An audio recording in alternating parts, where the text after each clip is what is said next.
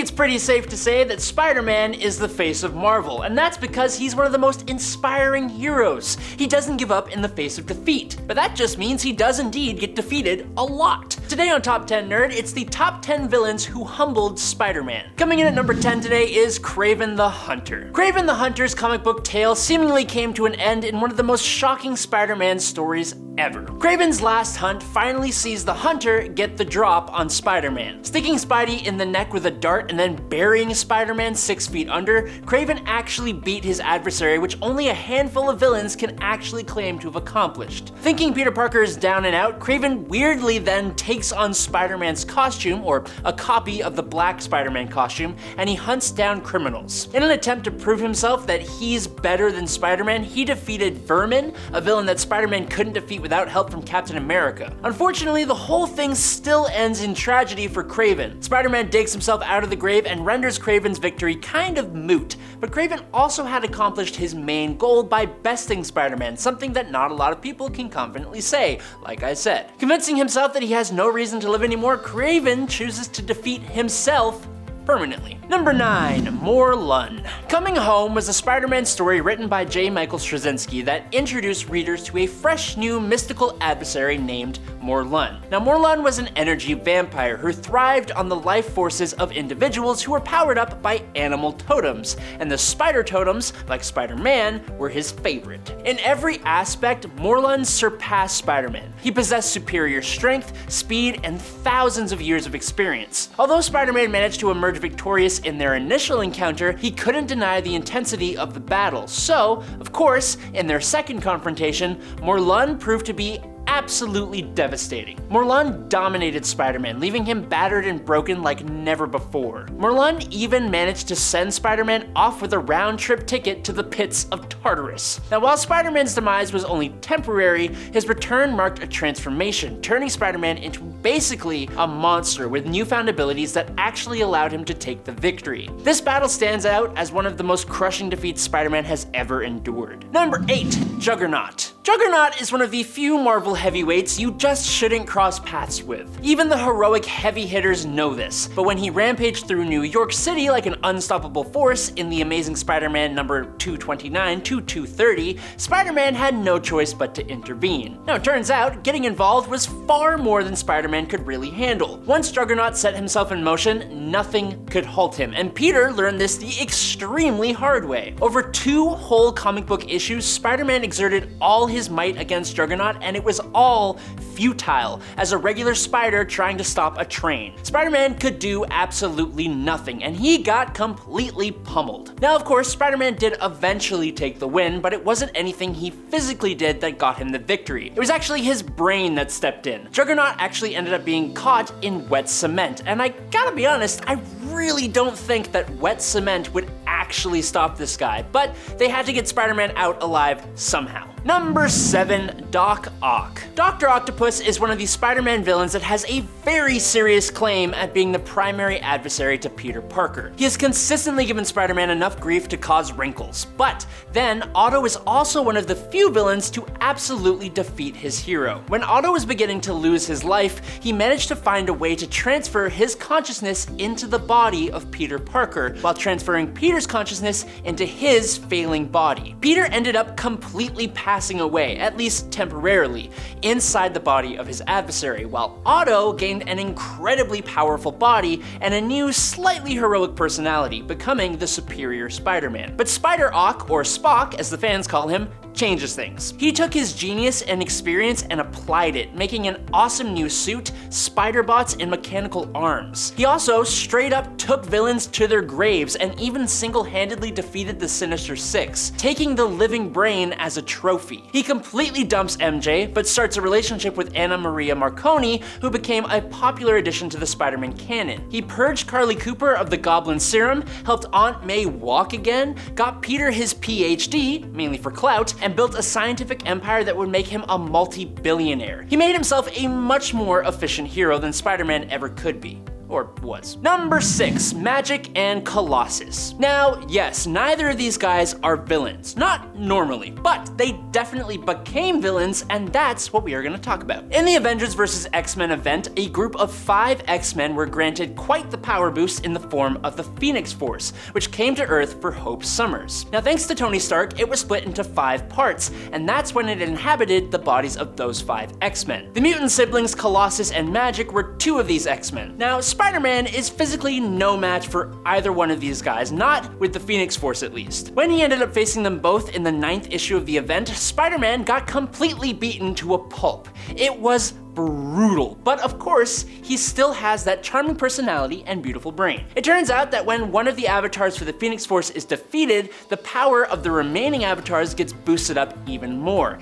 and it ended up that there were only a few of them left. Even though he was completely wrecked, Spider-Man gives them a little innocent reminder of the fact that if one of them is defeated, the other one will gain even more power. Now, we don't get to see the fight that takes place between the 2 of them. Instead, we get to see the unconscious bodies of both of them, with Spider-Man still barely standing to let everyone know he got them to knock each other out. But they still completely wrecked the web-slinger. Number 5, the Thunderbolts. Thanks to the MCU, Robert Downey Jr. and Tom Holland, most people believe that Spider-Man and Tony Stark are as thick as thieves. And they are.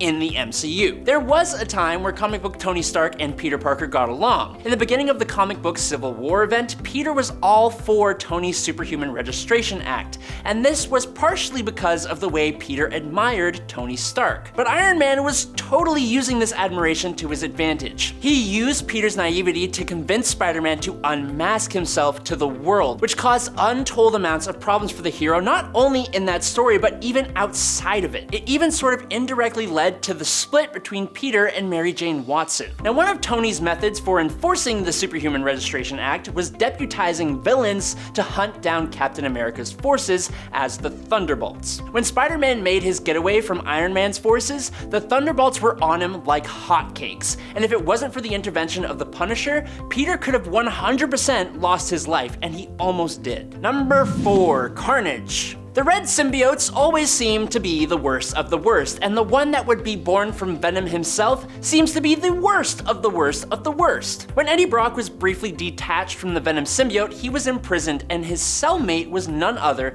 than Cletus Cassidy, a psychotic serving 11 consecutive life sentences in Rikers Island. Now, when Venom showed up and bust Eddie out of prison, it produced its first offspring as a result of Thanos seeking the Infinity Gems out in space, which is the weirdest reason, but that's what happened. Now, Spider-Man learned the hard way that Carnage was absolutely no joke. The Carnage symbiote was not vulnerable to the same things that Venom was, and his strength and speed were greater than both Spider-Man and Venom. Not to mention, he was absolutely ruthless, even more aggressive than Venom, and with all the lethal of Venom and not a smidge of the Protector. The wall crawler had to call for help to fight Carnage, and from none other than one of his own villains. Number 3, Venom. That villain that he ended up calling in for help against Carnage was none other than Venom himself. Now, Venom has had an interesting time in comic books, going from villain to anti-hero, back to villain, and now to just straight up a hero. But when he first showed up, he was absolutely just a villain. Eddie Brock and the symbiote shared a personal vendetta against Spider-Man, and they united in their hate for him, literally bonding over it. Venom posed a huge threat to Spider-Man, becoming a villain that gave Peter a run for his money more than once and in more than one medium. The symbiote's unique ability to bypass Spider-Man's spider sense stripped the hero of his primary defense that has helped him on so many other occasions.